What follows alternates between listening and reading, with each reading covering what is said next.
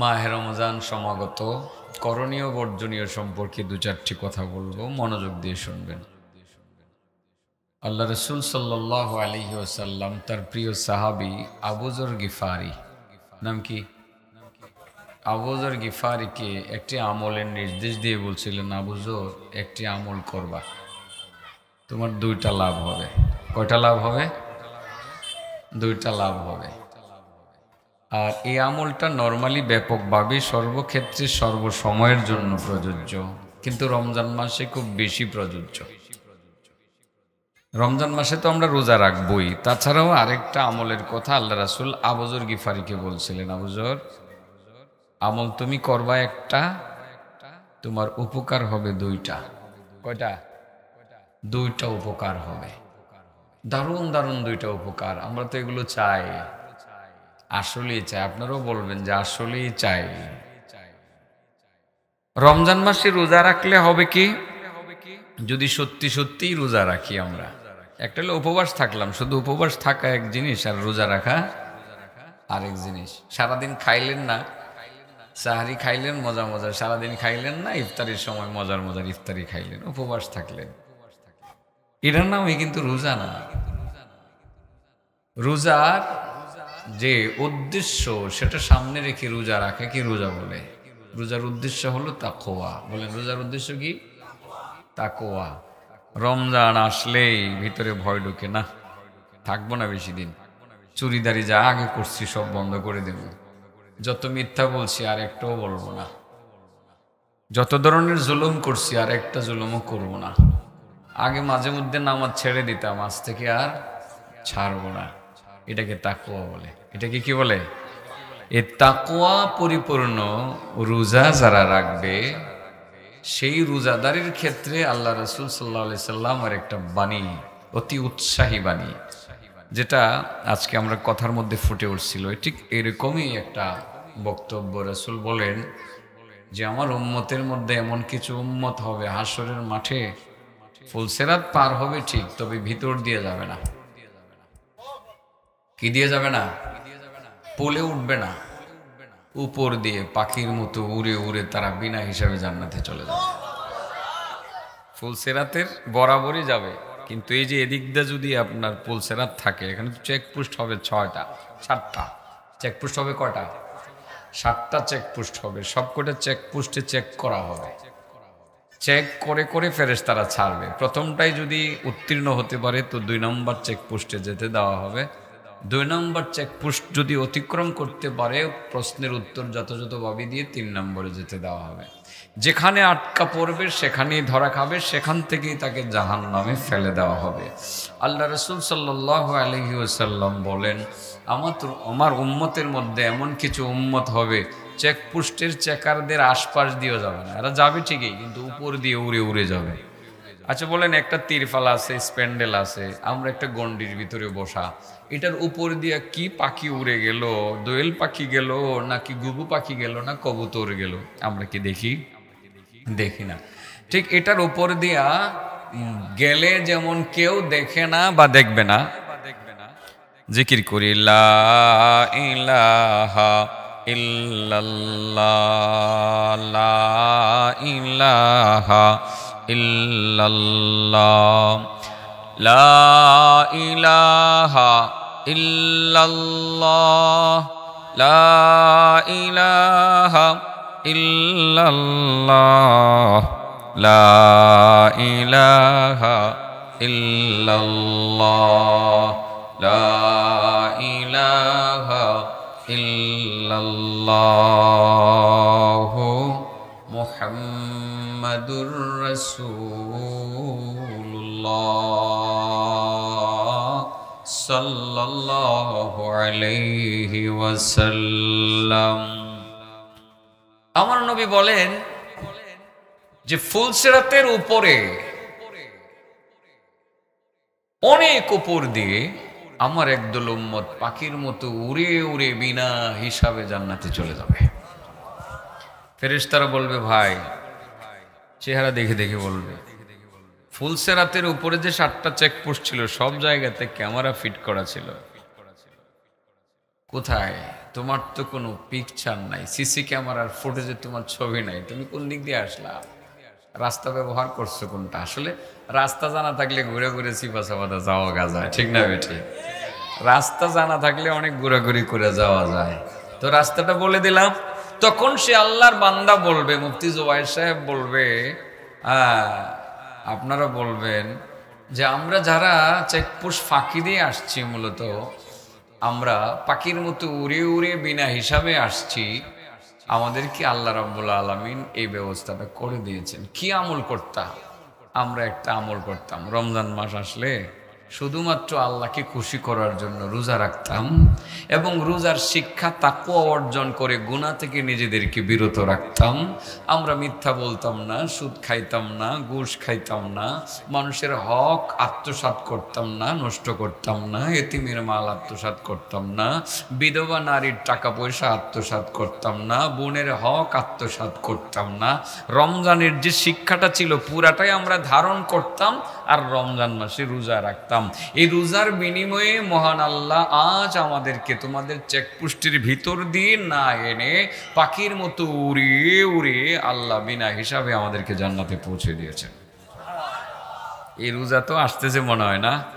রোজা কি শুধু চেয়ারম্যান সাহেব রাখবে আর মুরব্বীরা রাখবে, যুবকরা কি রাখবে না? ভাঙবা না, হ্যাঁ ভাঙবা না।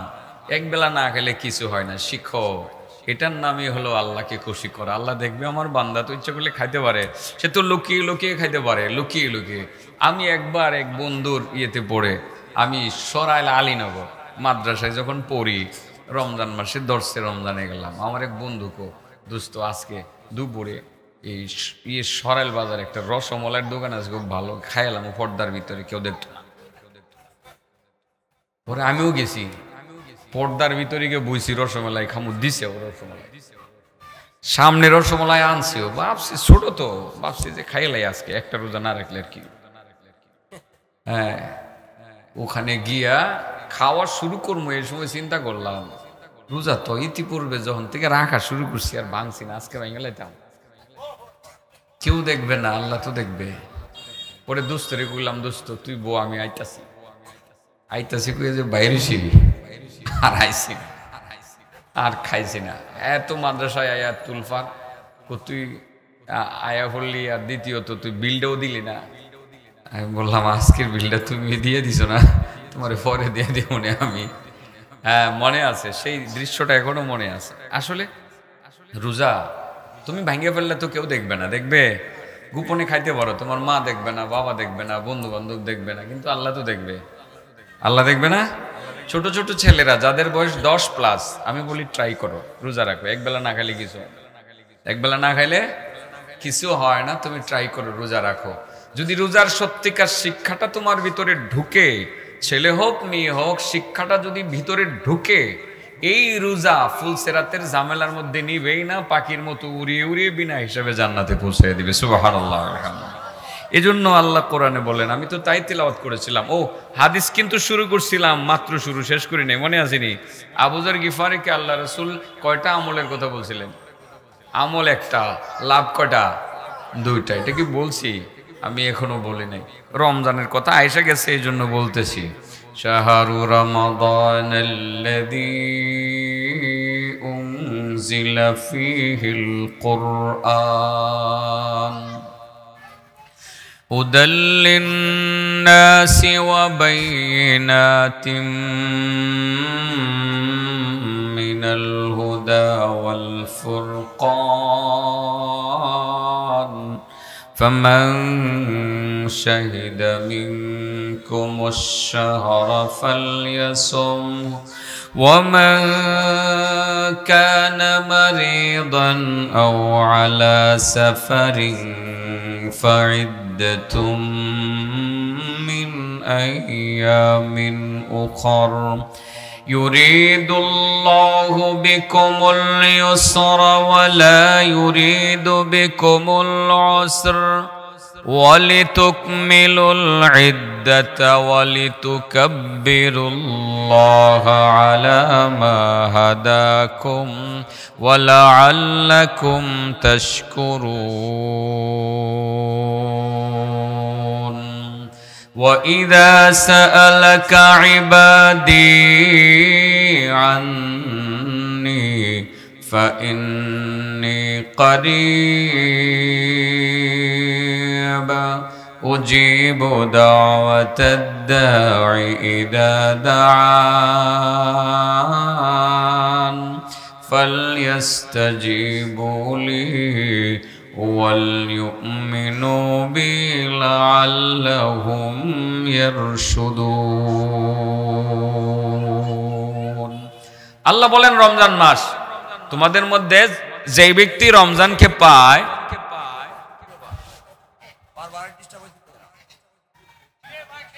ডিসকানেক্ট হইতেছে, একটু গেছে ডিস্টার্ব হচ্ছে।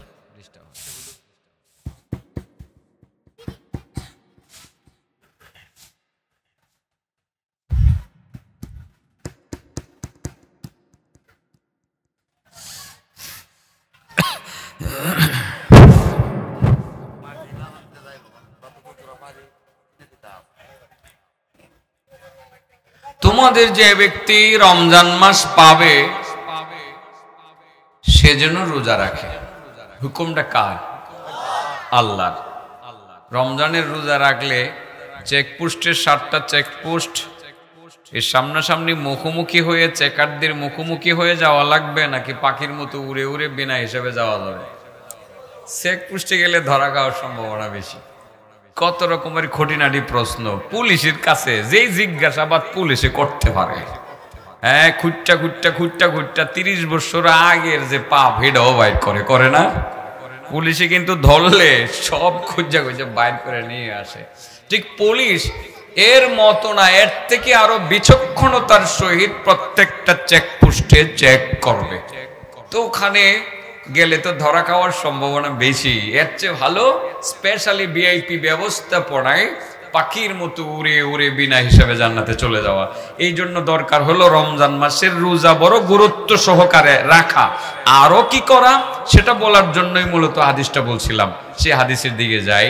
আল্লাহ রাসূল সাল্লাল্লাহু আলাইহি ওয়াসাল্লাম আবু যর গিফারিকে বলছিলেন, ইয়া আবা যর আলাইকা বিতিলাওয়াতিল কুরআন। ও আবু যর, একটা আমলের কথা বলে দেব, যেটা করবা তুমি, লাভ হবে দুইটা। কয়টা লাভ হবে? 1 নাম্বার, এই যে আমলটা করবা সেটা হলো তিলাওয়াতুল কুরআন। আলাইকা বিতিলাওয়াতিল কুরআন। ও আবু যর, কোরআন তিলাওয়াত করবা। রমজান মাস আসলে এটা কমবে না বাড়বে? হ্যাঁ, বাড়ানো উচিত। সাহারি খাইলা, আজানের আরো 10-20 মিনিট বাকি আছে, এরপরে জামাতের আরো 30 মিনিট বাকি আছে, সর্বসাকুল্যে 25টা মিনিট সময় টানা বসে বসে কোরআন তিলাওয়াত করবা। বন্ধুরা, করবা তো ইনশাআল্লাহ? লাভ হবে কয়টা? লাভ হবে কয়টা? দুইটা। 1 নাম্বার, ফাইন্নাহু যিকরুন লাকা ফিস সামা। তুমি যত বেশি কোরআন তিলাওয়াত করবা তত আসমানে তোমার ব্যাপারে আলোচনা হবে। আল্লাহ নিজে আলোচনায় শরীক হবেন। ফেরেশতারা বলবে যে আল্লাহর এই বান্দাটা তাহাজ্জুদ পড়ছে, সাহারিও খাইছে, বসে বসে কোরআন পড়তেছে। আলোচনা হবে। এই আলোচনা যাইতে যাইতে আল্লাহর কাছে পর্যন্ত চলে যাবে। মহান রব্বুল আলামিন খুশি হয়ে যাবেন যে আমার কালাম কি সুন্দরভাবে আমার বান্দা। স্কুল পড়ো একজন ছাত্র, তাকে তো স্কুলে প্রতিদিন কোরআন তেলাওয়াতের তাগিদ দেওয়া হয় না, তারপরে রমজান মাসে সাহারির সময় উঠে উঠে সে কোরআন তেলাওয়াত করতেছে। আল্লাহ খুশি হয়ে তাকে বেশ কিছু পুরস্কারের ঘোষণা করবেন। এর মধ্যে একটা পুরস্কার, যেটা কোরআন নিজেই পুরস্কার হিসেবে আবির্ভূত হবে, সেটা হলো হাসরের ময়দানে যাওয়ার আগে এই দুনিয়া থেকেই কোরআন তাকে সঙ্গ দেওয়ার জন্য রেডি হয়ে যাবে যে আমি আছি তোমার সাথে বন্ধু, তুমি আমাকে মহব্বত করে করে তিলাওয়াত করতে আছো, তোমার জীবনে তোমার সঙ্গেই আছি। তুমি যখন মারা যাবা তোমার কবরের ভিতরে আমি তোমার সঙ্গেই থাকব, আমি তোমাকে কবরের ভিতরে দেখভাল করব। আরো কি করব?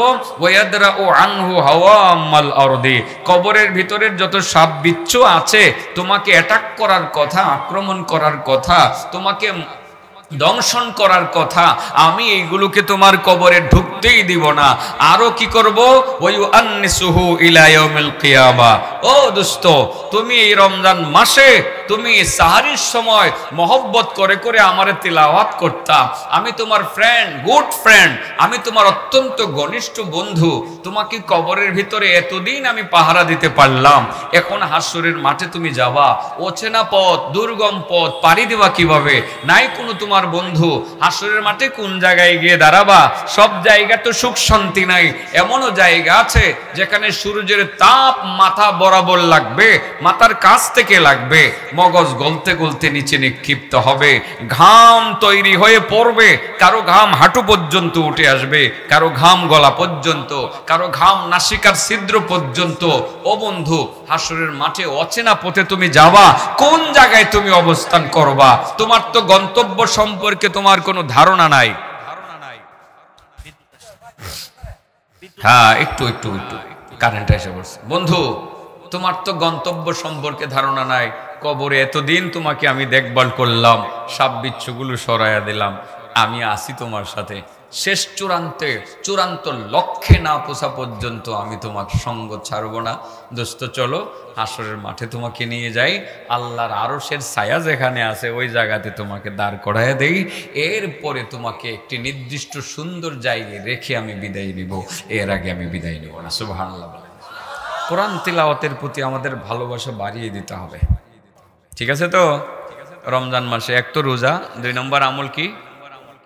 মা বোনদেরকে বলি, দৈনিক 10টা মিনিট সময় হলেও বের করুন, একটু তিলাওয়াত করুন। সংসারের কাজ তো আছে জানি, আপনাদের অনেক কাজ রমজান মাসে, সাহারি রান্না করা, ইফতারির 2-4 ঘন্টা আগ থেকে ইফতারি তৈরি করা, ঘরের সদস্য 2-4-5 জন আছে, মাঝে মধ্যে মেহমান আসে, অনেক কাজ আপনাদের। কিন্তু এরই ফাঁকে 10 মিনিট 20 মিনিট পারলে আধা ঘন্টা সময় আপনি বের করে কোরআন তেলাওয়াত করুন। একটি কথা মনে রাখবেন, বহু আগেই কথাটা আমি অনেকবার বলেছি, যেই জায়গাতে কোরআন তেলাওয়াত করা হয় সেই জায়গাতে আসমানের ফেরেশতারা সেই জায়গা বরাবর আসে এবং আল্লাহর পক্ষ থেকে নূরের আলো দিয়ে সেই জায়গাটাকে, সেই বাড়িটাকে, সেই এলাকাটাকে আলোকিত করে রাখেন। এবং ফেরেশতারা যারা তিলাওয়াত করে তাদের তিলাওয়াত কান পেতে পেতে শুনতে থাকেন। সুবহানাল্লাহ ওয়া বিহামদিহি। এটা কিন্তু আল্লাহর নবীর হাদিস।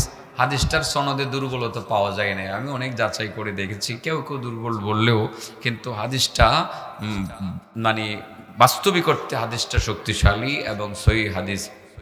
আল্লাহ রাসূল সাল্লাল্লাহু আলাইহি সাল্লামের সাহাবী উসাইদ ইবনে হুদাইর, আল্লাহু আকবার, আল্লাহু আকবার, ফেরেশতারা যে শুনে, যদি আপনি তিলাওয়াত করতে থাকতেন আর যদি এক সাহাবী একটা ভুল না করতো, তাহলে কিন্তু ফেরেশতারা আপনার তিলাওয়াত শোনার জন্য যে দুনিয়ার আসমানে এসে কান পেতে শুনেন, এটা কিন্তু দেখতে পাইতেন। একটা ভুল করছিলেন সাহাবী একজন, নাম তার উসাইদ ইবনে হুদাইর। এটা আপনারা তাফসির ইবনে কাসিরে দেখতে পারেন, যারা তাফসির পড়েন দেখতে পারেন। উসাইদ ইবনে হুদাইর মাগরিবের নামাজের পর তিনি সূরা বাকারা তিলাওয়াত করতেছিলেন। হাদিসটা বলি, একটু লম্বা আর কি, 2-4 মিনিট লাগবে, সমস্যা হবে না তো? মাগরিবের নামাজের পরে তিনি সূরা বাকারা তিলাওয়াত করতেছিলেন। সূরা বাকারা তিলাওয়াত করাকালীন সময়ে ওনার পাশে বাঁধা ছিল ওনার একটা উট। উনি যখন তিলাওয়াত করতেন, উটটি তখন লাফাইতে শুরু করে দিত। সহিহ মুসলিম শরীফের হাদিস। উনি যখন তিলাওয়াত বন্ধ করতেন, উটের লাফানি বন্ধ হয়ে যেত। উনি দেখলেন পাশেই ছিল ওনার একটা শিশু বাচ্চা। চিন্তা করলেন, এইভাবে যদি তিলাওয়াত করি আর উটটি যদি লাফাইতেই থাকে, যে কোনো মুহূর্তে লাফাইতে লাফাইতে আমার বাচ্চার গায়ে পড়ে যেতে পারে, আর বাচ্চার গায়ে পড়লে বাচ্চার বড় ধরনের কোনো ক্ষতি হতে পারে। সে চিন্তা করে উসাইদ ইবনে হুদাইর ভাবলেন, তিলাওয়াতটা একটু বন্ধই করে দেই। বন্ধ করলেন, বন্ধ করে বাহিরে গেলেন। বাহিরে গিয়ে তিনি এমনিতে আকাশের দিকে দৃষ্টি উঁচু করলেন, দেখেন যে আসমানের দরজা খোলা দেখা যায়। সুবহানাল্লাহ। ওখান থেকে একটি নূরের আলো তার বাড়িটাকে আলোকিত করতে আছে। ডাইরেক্ট আসমানের আলো, আল্লাহ প্রদত্ত আলো তার বাড়িটাকে আলোকিত করতেছে, আল্লাহ লাইট দিয়ে আলোকিত করতেছে। আর কে যেন এবং কারা যেন কান পেতে পেতে তার বাড়ি বরাবর থেকে কি শুনতে আছে। উসাইদ ইবনে হুদাইর এভাবে দেখে আশ্চর্য হয়ে গেলেন। এবার যে দৃষ্টি উঁচু করলেন আর নামাইতে মনে হচ্ছে, কি দেখা যায় এগুলো? টর্চলাইটের আলো আমার বাড়ির দিকে কেন? তারা কারা? কান পেতে বরাবর আমার বাড়ি বরাবর থেকে কি শুনতে আছে? আসমানের দরজা খোলা কেন? ভাবতে ভাবতে কতক্ষণ পরে মাথাটা অবনত করলেন। মাথাটা অবনত করে তিনি আরো কতক্ষণ ভাবলেন। ভাবার পরে আবার মাথা উঁচু করলেন। এবার আসমানের দিকে তাকিয়ে দেখলেন যে না, দরজা আর খোলা দেখা যায় না, টর্চলাইটের আলো আর দেখা যায় না, যারা কান পেতে শুনছিলেন তাদেরকেও আর দেখা যায় না। এবার চিন্তা করলেন কি দেখলাম, দেখলাম কি, গেল কই, হইল কি? আসলে উনি কিছু বুঝে উঠতে পারতেছিলেন না। চিন্তা করলেন যে এই বিষয়টার সমাধানের জন্য আল্লাহ রাসূল সাল্লাল্লাহু আলাইহি সাল্লামের দরবার ছাড়া আর কোনো দরবার নেই, এখানেই যাওয়া লাগবে। নবীজি ছাড়া এই বিষয়ে কেউ ফয়সালা দিতে পারবে না। রাত্র তো, এশার নামাজও হয়ে গেছে, এখন নবীর কাছে যে যাবেন, নবীর ঘুমে ডিস্টার্ব হবে। আল্লাহ রাসূল সাল্লাল্লাহু আলাইহি সাল্লাম কিন্তু এশার পরে ঘুমায় যেতেন, আপনারা জানেন তো। হ্যাঁ, আপনারা কি সজাগ থাকেন, গল্প গুজব করেন, ওয়াজ শুনেন, ওয়াজ করেন, তাই না? প্রত্যেক দিনই ওয়াজ, রাত্রির বেলার ওয়াজ টোটাল বন্ধ করে দেন। আমি এটার পক্ষে না, কিন্তু আমি করতে বাধ্য। আমাকে দাওয়াত দেয় এবং জোর করে, হুজুর একটু আসতেই হবে, আমিও করে আসছি। কিন্তু লম্বা টাইম, দিনে রাতের পর রাত, প্রতি রাত্রি আমাকে 2টা 2:30টা পর্যন্ত ওয়াজ করতে হবে। আমি জানি না এটা ওনারা ফতোয়া দেবেন, আমি জানি না যে এটা কতটা সুন্নতের অন্তর্ভুক্ত হবে। আমার মনে হয় ওয়াজটাকে এশার আগ পর্যন্ত থামিয়ে দেওয়া উচিত। জোহর পর থেকে শুরু করে এশার আগে থামিয়ে দেওয়া। আমার নবী এশার নামাজের পরে তিনি ঘুমিয়ে পড়তেন, খাওয়া দাওয়াটাও এশার আগে ছাড়তেন, রাতের খাবারটা এশার আগে ছাড়তেন। ডাক্তাররা এটাই বলে রাতের খাবার ঘুমাইবার 3-4 ঘন্টা আগে খান, ঠিক আছে না? ডাক্তাররা এখন বলে, সব তো আমার নবীর সাথে মিলাইতেছে, আস্তে আস্তে সব মিলতে আছে। রাতের খাবার এশার আগে। ছোটবেলা ওই শিক্ষাটা ছিল আমাদের পারিবারিক শিক্ষা। আমার আব্বা মাগরিবের নামাজ একসাথে জামাতে পড়ে আমরা মসজিদ থেকে এসে রাতের খাবার খেয়ে নিতাম। এশার নামাজ পড়ে দেখতাম 2টা পা লম্বা করে দিতেন, লম্বা করে দিয়ে বসে শুরু করতেন সূরা ইয়াসিন, সূরা মুলক, সূরা রহমান, সূরা ওয়াকিয়া, এগুলো সূরা কফ, আল কোরআনিল মাজিদ পড়তেন। এগুলো পরে সূরা নাস, ফালাক, আয়াতুল কুরসি পরে ফুটু দিয়ে ঘুম। রাত 2:30 বাজে, ঠিক 2টা 2:30 বাজে আবার জেগে উঠতেন। সম্ভব তো? আপনি যদি রাত 10টার আগে ঘুমিয়ে যান, 2:30 বাজে আপনার বা 3টা বাজে ওঠা যাও আপনার জন্য সহজেই, কঠিন না তো আপনার। রাসূল সাল্লাল্লাহু আলাইহি সাল্লামের সুন্নতে আমরা নাই, সর্বদিক থেকে আমরা বাড়াবাড়ি পর্যায়ে আছি আর কি এখন, ঠিক আছে না? বাড়াবাড়ি পর্যায়ে আছি। রাত 2-3টা পর্যন্ত না জাগলে তো হয় না আসলে। অনেকে বলে, আরে কে রাতের খাবার বেড়া, তুই 8টা বাজে না, 12টার পরে খাই। এটা মনে হয় যে একটা বেড়াগিরি, ঠিক আছে না? উচিত না। যত সম্ভব মাহফিলকে, আজকের এই মাহফিলটা আসরের পরে কি লোকজন কিছু হয়েছে না? হ্যাঁ, আপনি যদি অভ্যাস করেন, সবসময় অভ্যাস করেন, মানুষ কিন্তু দিনের বেলা, এই যে কাজ কামের দিনেও কিন্তু মানুষ চলে আসছে, মানুষ আসছে না? মাহফিল যত সম্ভব আমি অনুরোধ করে যাই, হয়তো আমি থাকবো না বেশি দিন, আমি সারা দেশের মানুষকে এই যে মিডিয়ার মাধ্যমে বলে দিচ্ছি, আমি দাওয়াতটা দিচ্ছি যে মাহফিল এশার আগে শেষ করুন, এশার আগে শেষ করুন। ফজরের জামাতে ব্যাঘাত হয়, আপনার যেমন হয় আমারও হয়। আমি আজ 5টা বাজে বাসায় গেছি। মসজিদে যাবো কিনা আমার পরিবার জিজ্ঞাসা করছে যে আমার তো জ্বর, আমি যেতে পারবো না। তাহলে আর 13 না 14 মিনিট পরে ফজর শুরু হবে, ফজর 14 মিনিট পরে ফজর পড়েন, এরপরে ঘুমিয়ে যান। তো ঠিক টাইম হওয়ার পরে আমি ফজর পরে ঘুমালাম, কিন্তু জামাতে আমার যাওয়া হয় নাই। ত্রুটি কি শুধু আপনার মধ্যে না আমার মধ্যেও? হ্যাঁ, ফজরের জামাত পড়লে কি নেকি বেশি ছিল না? বেশি ছিল না? তো আমি যদি রাত 10টা বাজে ঘুমিয়ে যেতে পারতাম তাহলে আমার জামাতটা মিস হতো না। এক তো আমার শরীর খারাপ, দ্বিতীয়ত সারা রাত আমি জার্নি করে আসছি, আমি ঘর থেকে বের হয়ে মসজিদে যাব সাহসটা হচ্ছিল না আমার। তো আমার যেমন হইতেছিল না, আপনিও তো রাত 4টা বাজে ঘুমায়া যদি কোনো রকমে জাগতেও পারেন, যাবেন না মসজিদে, জানে দেয় না, চোখ রাখতে পারেন না, শরীর কোলায় না, মাথা ঘোরায়, আপনি পড়ে যেতে চান। এজন্য মাহফিলগুলো দিনের বেলা ভালো। আপনার করে বলে গেলাম, চলবো নি মোটামুটি, এটা সাপোর্ট পাওয়া যাইব আজ না কাল ইনশাল্লাহ। আগামী 20-30 বছর পরে হলেও বাংলাদেশ থেকে রাতের মাহফিল বন্ধ হবে ইনশাআল্লাহ। এখনই ইতিমধ্যেই আমরা দিনের মাহফিল অনেক করি, 20% মাহফিল এখন আলহামদুলিল্লাহ দিনের বেলা শুরু হয়ে গেছে, একটা সময় ছিল না। করতে কই গেছিলাম মনে আছে? ওই যে হাদিস, সাহাবী তিলাওয়াত করতেছিলেন, আসমানের দরজা খোলা, নাকি উট লাফাইতে আছে, মনে আছে না? চিন্তা করলেন কি দেখলাম, আবার কতক্ষণ পরে মাথা উঠাইয়া দেখেন যে লাফালাফিও নাই, এরপরে আসমানের দরজাও বন্ধ, যারা কান পেতে শুনছিলেন তারাও নাই, টর্চ লাইটের আলোও নেই। এই সমাধান আল্লাহর নবীর কাছ থেকে আনতে হবে। চিন্তা করলেন ফজরের পরে নবীর সাথে কথা বলতে হবে, ফজরের নামাজের বহু আগে চলে যাব, চলে গেলেন মসজিদে, সারা রাত ঘুমান, ঘুম কি আর ধরেনি, টেনশন তো মাথায় কাজ করতেছে, দেখলাম কি রে, দেখলাম কি। বিছানার মধ্যে একবার শুয়ে থাকেন, আবার দাঁড়ান, আবার বসেন, ঘুম আর আসে না। ফজরের নামাজের আজান যখন বেলালের কণ্ঠে শুনলেন, সোজা চলে গেলেন আমার নবীর দরবারে।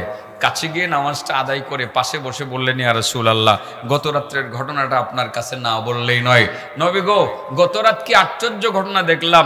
মাগরিবের নামাজের পর আমি সূরাতুল বাকারা তিলাওয়াত করতেছিলাম, আমার পাশে বাঁধা ছিল আমার একটা উট, কাছেই শোয়া ছিল আমার ছোট্ট একটা বাচ্চা। আমি যখন তিলাওয়াত করতাম, উটটি তখন লাফাইতে শুরু করে দিত। আমি যখন তিলাওয়াত বন্ধ করে দিতাম, উটের লাফানি বন্ধ হয়ে যাইত। আমি চিন্তা করলাম, এইভাবে যদি তিলাওয়াত করতে থাকি আর উট যদি লাফাইতে থাকে, রশি ছিঁড়ে আমার বাচ্চার গায়ে পড়লে আমার বাচ্চার ক্ষতি হতে পারে। সে চিন্তা করে তিলাওয়াত বন্ধ করে দিয়ে বাহিরে গিয়ে আকাশ পানে তাকিয়ে দেখতেছিলাম, আসমানের দরজা খোলা দেখা যায়, ওখান থেকে একটা টর্চ লাইটের আলো আমার পুরাটা বাড়িকে আলোকিত করতেছে। কারা যেন কান পেতে পেতে আমার বাড়ি থেকে কি শুনতে আছে। তখন আমি মাথা উঁচু করে অনেকক্ষণ তাকিয়েছিলাম। নিচে নামানোর পর কতক্ষণ ভাবনার পর আবার মাথা উঁচু করলাম, দেখলাম না, আসমানের দরজা খোলা দেখা যায় না, টর্চ লাইটের আলো আর দেখা যায় না, যারা কান পেতে শুনছিলেন তাদেরকেও আর দেখা যায় না। নবী গো, বুঝতে পারলাম না তারা কারা, আসলে কি হচ্ছিল, দয়া করে একটু আপনি বলবেন কি? রাসূল বলেন, সাহাবী, তুমি ভুল করে ফেলছো। সুবহানাল্লাহ বলেন। তুমি তিলাওয়াত বন্ধ করছিলা কেন?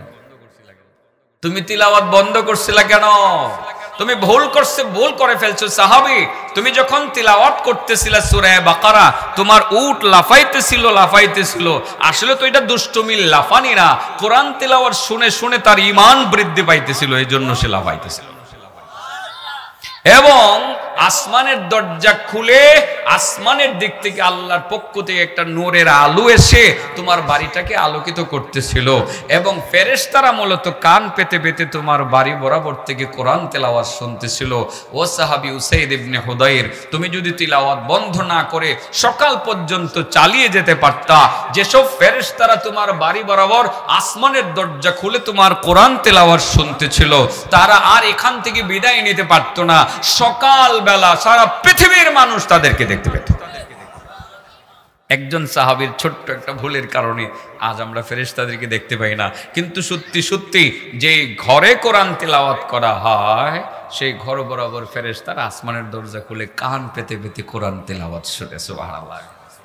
আপনার বাড়ির দিকে ফেরেশতার নজর থাকে, এই জন্য ঘরে ঘরে রমজান মাসে কোরআন তিলাওয়াতের চর্চা চালু করব তো ইনশাআল্লাহ।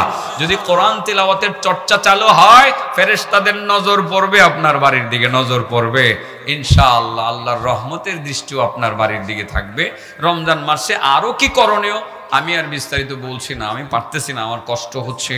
আমি দুইটা কথাই বললাম, রমজানে আমরা রোজা রাখবো আর কোরআন তেলাওয়াত বেশি বেশি করব। চলেন হাদিসটার ইতিটা নিই। আল্লাহ রাসূল আবু যর গিফারি কি বলছিলেন? আবু যর, তুমি কোরআন তেলাওয়াত করবা। কি করবা? লাভ কয়টা? 1 নম্বর, আসমানে তোমার ব্যাপারে আলোচনা হবে, ফেরেশতাদের মজলিসে তোমার সুনাম আলোচনা হবে, উচ্চারিত হবে, ফেরেশতারা তোমার গুণ বলবে, সে আলোচনায় মহান রাব্বুল আলামিন নিজেও শরীক থাকবেন। আর 2 নম্বর, নূরুন লাকা ফিল আরদ, কোরআন তিলাওয়াতে যে অভ্যস্ত, এই কোরআন তিলাওয়াতটা তার জন্য জমিনের নূর হবে, নূর। অন্ধকার সময় অনেক বাধা বিপত্তি আসবে, নানান ঝামেলা আসবে, অন্ধকার তার সামনে এসে হাজির হবে। এই কোরআন তিলাওয়াত তাকে অন্ধকার থেকে বের করে, অন্ধকার দূরীভূত করে সঠিক পথে পরিচালিত করবে, এবং কোরআন তেলাওয়াত তাকে জান্নাতের পথে সহজে অগ্রসর হওয়ার সুযোগটা করে দিবে। এই জন্য রমজান মাসের রোজা অবশ্যই আমরা রাখবো, অনেক আমল করব, নামাজ পড়বো, জিকির আজকার করব, দোয়া করব, কিন্তু কোরআন তেলাওয়াতটা বাড়িয়ে করব। রমজান মাসে আয়েশা আমার নবী কাছে জিবরাইল আসতেন, কোরআন শরীফ তিলাওয়াত শোনানো হতো না, ঠিক আছে না? রাসূল সাল্লাল্লাহু আলাইহি সাল্লাম, হ্যাঁ, সহিহ বুখারীর হাদিস, কিন্তু এই কোরআন তিলাওয়াতের চর্চা আমার নবী রমজান মাসে আরো বাড়িয়ে দিতেন। এই জন্য আমরা ঘরে একটু মসজিদে জোহরের নামাজটা পড়লাম, আধা ঘন্টা সময় বসে একটু পড়ি। সবাই ছেলেদেরকে বলি, তোমরা উদ্বুদ্ধ হও, পড়তে শিখছো না এখনো, 2, 4, 10 দিন একটু কোরআন শিখে ফেলো। রমজান মাস আসলে 1 পৃষ্ঠা করে প্রতিদিন তিলাওয়াত করো, আল্লাহ ভিতরে নূর দিবে ইনশাআল্লাহ। ফেরেশতা তোমার দিকে নজর দিবে, তোমার বাড়ির দিকে নজর দিবে, এবং আসমানের দরজা খুলে তোমার তিলাওয়াত শুনতে থাকবে। সুবহানাল্লাহি ওয়া বিহামদিহি। কোরআন তিলাওয়াতের কয় লাভ? 1 নম্বর, আসমানে কি হবে? আলোচনা হবে। 2 নম্বর, জমিনে কি হবে? নূর হবে। ফাঁকে আরেকটা লাভের কথা বললাম যে আসমানের দরজা খুলে আল্লাহর রহমতের নূরের আলো বাড়িটাকে আলোকিত করবে, ফেরেশতারা নজর দিবে এবং তীক্ষ্ণ দৃষ্টি দিবে, নজরদারিতে রাখবে। আল্লাহর রহমত আমাদের জন্য অবশ্যই অবধারিত হবে। রমজান মাসের রোজা আর কোরআন তিলাওয়াত, দুইটা বিষয়ে কিছু কথা বললাম। আজকে আমাকে বলছিল এরা যে কিছু বলার দরকার নাই, এসে হাজিরা দিয়ে চলে যাবেন। তারপরে 40 মিনিট সময় বলার সুযোগ হয়েছে, একটু বললাম। আল্লাহ যতটুকু বলছি আমি সহ সকলকে আমল করার তৌফিক দান করুন। ওয়া আখিরু দাওয়ানা আলহামদুলিল্লাহি রাব্বিল আলামিন। আসসালামু আলাইকুম ওয়া রাহমাতুল্লাহি ওয়া বারাকাতুহু।